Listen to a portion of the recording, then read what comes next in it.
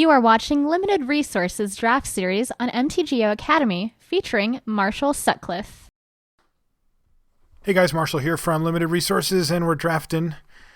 Got some Born of the Gods, and wow, this is a pack. This is a stacked pack. I like this. So there's Fated Conflagration, which is incredibly difficult to cast at triple red and 1. But it's really good. I mean, it just basically kills any creature and you can scry to. Just a good removal spell, though. I wouldn't even put it at top tier at triple red. I mean, you could make a case that in limited, this card's as good as that one is. You know, in the right deck, this thing is just better. Fanatic of Xenagos is sweet. Really good. Really powerful little 3-drop there. There's also Siren of the Fanged Coast, which I like a lot. And then the Fall of the Hammer that I also mentioned before. Spiteful Return is a card I like quite a bit too. I kind of feel like taking one of these red cards and hoping to get back this thing and kind of do either this or this. But I really like Siren too. Yeah, hell with it. Let's take the rare and see what it does. I don't get to play with those too often, and maybe it's better than I thought. You know, I gotta make sure that it is what it is. I'll just take another removal spell here. I'll take it over Ghostblade Eidolon. I don't like Godfever General that much. I like Nyxborn Triton, but it's not that exciting. There's not a lot going on here that's amazing. Retraction Helix is fine, but I'll just take another red removal spell, and we'll kind of see where it goes. Wait, is this the one that makes copies whenever it? Yeah. Let's make some copies. Oh, I like this one too, but this one's just sweet. And it's a rare. And another one, Fellhide Spiritbinder. I don't get to play it very often. You can take a look at it here. Yeah, let's just try to go off. The thing, though, I think that I want to emphasize this about Fellhide Spiritbinder. Look at the upper right, and then look at the lower right. That's all that really matters. I don't care what all that text says in the middle. It's 3/4 for 4 in red. Like, it's quite strong on its own. And that's like, if you're talking about 4 mana, that's about ideal right there. Attacks well, blocks well, and it has this like really nice ability tacked on that you can just get value from. Okay. Ooh, this next pack's pretty good too. Interesting. So I think the best card in the pack is this one.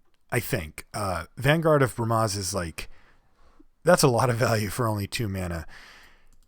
The problem that I see with this is that we've already got double red, triple red, and going Vanguard into any of these isn't really going to be something that's going to happen very often, and we really have to respect that. That being said, we could take an Oresco's Sun Guide and get a pretty decent creature out of the deal, or we could just do it. I mean, this card's even good late in the game. Yeah, let's just take it on power level and see where it goes from here. We don't know where we're going to end up. So, you know, if we don't play it, we don't play it. That's fine. All right, Satyr Fire Dancer. I don't like it. I just don't. This doesn't hit players, right? No, creature, planeswalker. This does, but so what? Satyr Fire Dancer. Whenever an instant or sorcery spell you control deals damage to an opponent, it deals that much damage to a creature that player controls. I mean, look, it makes your Bolt of Karanos really good, but I just don't think that I need to take an actual pick on that. So I'm going to look around at other stuff. I don't like Impetuous Sunchaser. I think I actually just want to take Nullify or Nyxborn Eidolon here. I don't know which one. I'll just take a Nullify here and see where this goes. All right, well, we got the exact same pack. And we're just taking it. I mean, look, I know. Wow, that's awesome. I mean, our mana sucks. Look at our mana. Double red, double white, triple, double, and then the easy to cast Fellhide Spiritbinder. But I don't care. These are just really, really good cards, and I'm just going to take them on power level. I'm going to make the mana work. Searing Blood doesn't have to be a turn 2 play by any stretch. Bolt of Karanos is definitely not a turn 3 play all the time. It can come quite a bit later, and you can be pretty happy with it. So I'm fine with that. Not much here. I'm going to take this Impetuous Sunchaser, but I'm going to do what I can do to not play it.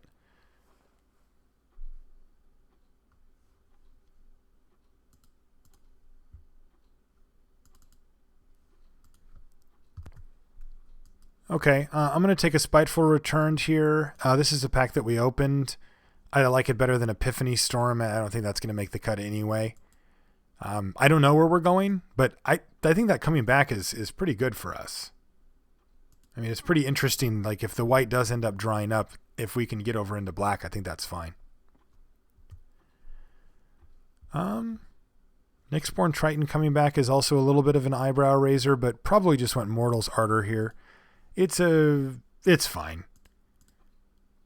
Not a great Magic card, but it's fine. Okay, Elmer, it looks like your time has come. And we're slamming this Nyxborn Rollicker. I think so. It makes these Vanguards better, and there's a lot of good stuff that we can do with it in Theros. Though Farragax Giant, I think, is fine in a deck like this. I think this is kind of the deck that it wants it, but...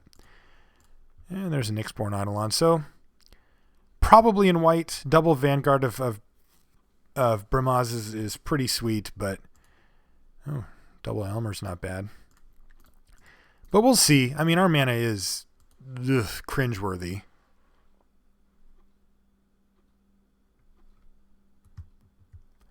All right, what do we get? What do we get? Wow, lots of good stuff. Lots and lots of good stuff. Dauntless Onslaught, Hopeful Eidolon, even a Crowan Horse might be okay. Skull Cleaver or Deal. For me, it's between Dauntless Onslaught and Hopeful Eidolon here, I think. And I think I'm going to take the Dauntless Onslaught. I really, really like Hopeful Eidolon a lot, but Dauntless Onslaught is such a hard to replace effect. And I think I just want to take it here and hope that we can get, a really good red-white deck going here. All right, well, our chances of doing that take a bit of a hit here, especially as I just hid those things. Agent of the Fates is so good. But I'm probably just I'm going to end up taking this Ill-Tempered Cyclops instead. I like it a little better than Two-Headed Cerberus. That's so lame. I mean, not that this card's bad, but geez, that was an Agent of the Fates. Thankfully, Agent is very bad against us, theoretically.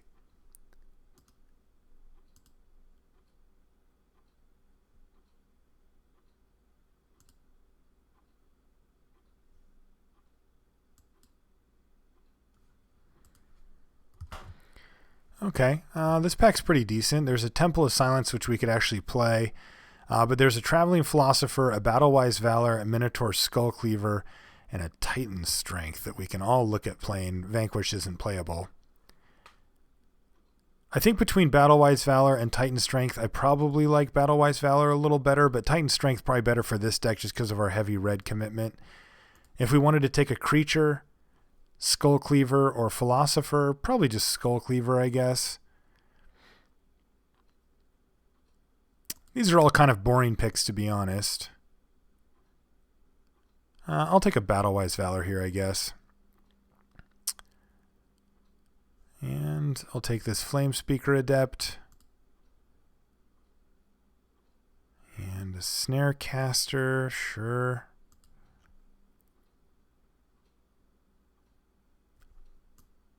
Catfight, oh yeah. That could get ugly. We'll take a Deathbellow Raider. We want to be aggressive, and as many 2s as we can get, we're happy with. So 2s and combat tricks is a pretty proven combo here. And we've got a lot of both.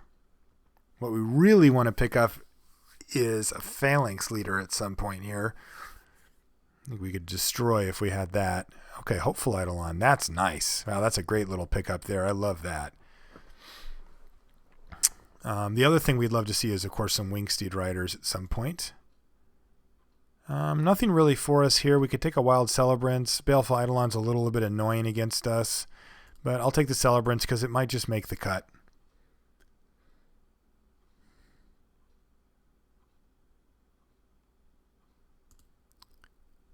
Yeah, Spark Jolt, sure. Are any of these good against us? Not really. I'll just take a hero. Okay. Okay. All right, so we picked up some cards, but nothing really great here. Dauntless Onslaught's really good. We'd prefer to be able to abuse it. Right now, we're kind of just using it.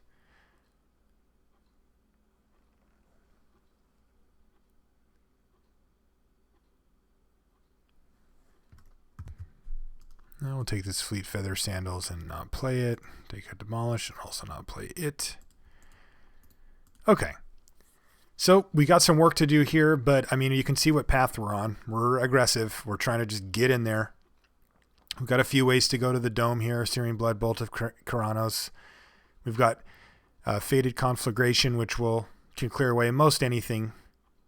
Fellhide Spirit Binder. If we can get that going, we can, start wrecking people potentially with that. We've got tricks.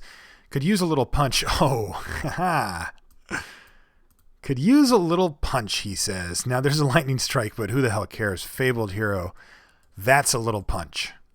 That guy is a house. You, poet, be sure to write this down. Look at this guy. And we even pick up Chain to the Rocks.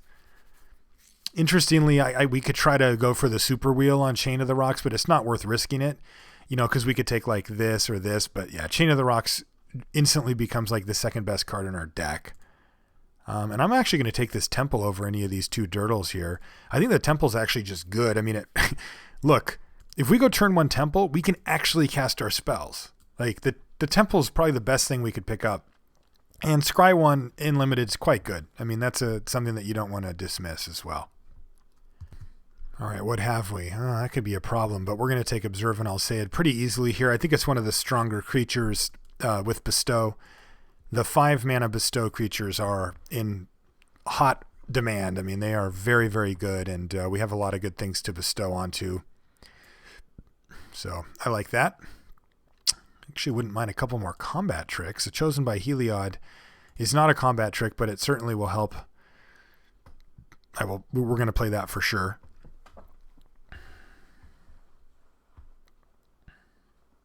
God's Willing would be nice. But I'm pretty happy with where we're at. We don't want another one of these, and we don't want one of these, so I'm just going to take a Loganaban Elder here. I think that card's fine. That's about as far as I'm willing to go with how good it is, but it's fine.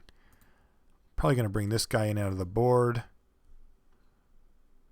Yeah, we got a deck here. This is definitely a deck. Yeah, probably just another Snarecaster here. Some pretty good stuff floating around, but Snarecaster seems fine in this deck. I mean, you can use it to get in that one big hit. Sometimes if you have a Vanguard of Bramazan, like you make 2 or 3 tokens with it, they're all kind of held back by one thing, and that's nice. Ooh. I was just going to cut Shipwreck Singer because it's like really good against us, but we've got ways to interact with it, and another Chosen by Heliod very well may make the deck here. Oh yeah, I can get rid of this guy. And so I think I actually want to keep it. I wish we had a couple more things to target with them, but kind of all in on Fabled Hero. But Chosen by Heliod really does do well with Vanguard of Brimaz. It also, it makes Leonin Snarecaster like almost a real creature. I'm just going to take a Coastline Chimera here. I don't think I need it. There we go. That's nice. I can cut something bad now. I can cut one of the Chosens or something along those lines. So that's sweet.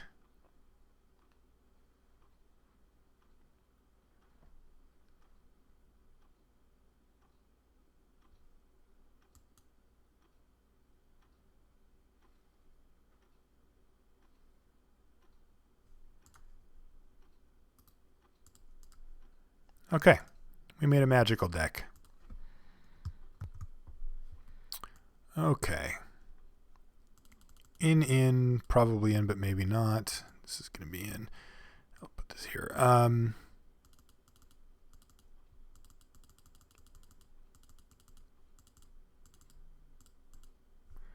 curve is obviously very important. We have to pay special attention to it.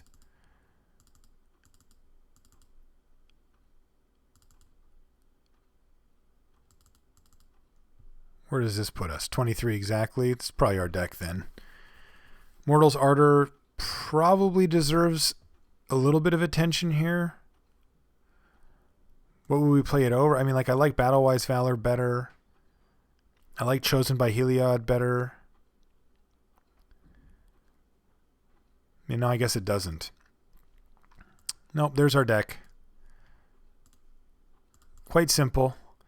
This thing wants to weight things, and I think it's probably correct. That would leave us with 8 red sources to try to cast this dumb card, but everything else is easy. And it's going to be a late game card anyway, so yeah, I think we're okay with this. All right, I like our deck. Let's see what it does.